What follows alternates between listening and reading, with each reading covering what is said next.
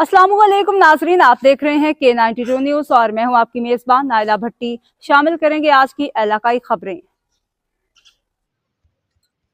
कराची खबर शामिल करते हैं फराज अली खेमटियों की। कराची के राशदी गोठ में तामीर नौ जामे मदीना मस्जिद की इफ्तिताही तकरीब का इनेकाद किया गया और मस्जिद का इफ्तिताह मुफ्ती आज़म पाकिस्तान मुफ्ती मुनीबुर रहमान, अलामा डॉक्टर गुलाम अब्बास कादरी, पीर मखदूम हाफिज़ हबीबुर रहमान कादरी, अलामा प्रोफेसर मुफ्ती अब्दुल गफूर कासमी, अलामा मोहम्मद इस्माइल हनफी, अलामा सईद अहमद नक्शबंदी, अलामा जुल्फ़कार अली नौशाही, अलामा हाफिज़ कायमुद्दीन थीम, अलामा हाफिज़ वज़ीर अहमद कासमी और अलामा हाफिज़ अब्दुल रहीम कासमी ने किया।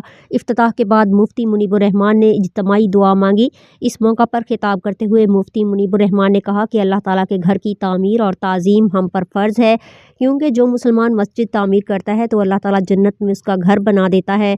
जामे मस्जिद मदीना की तामीर में हिस्सा लेने वालों की सेहत व सलामती के लिए दुआ गो हैं। इंशाअल्लाह हम अल्लाह पाक के घर मसाजिद की तामीर भी करेंगे और उनकी हिफाजत भी करेंगे ताकि रब्बुल इज़्ज़त की इबादत व ज़िक्र का सिलसिला ज़्यादा से ज़्यादा हो।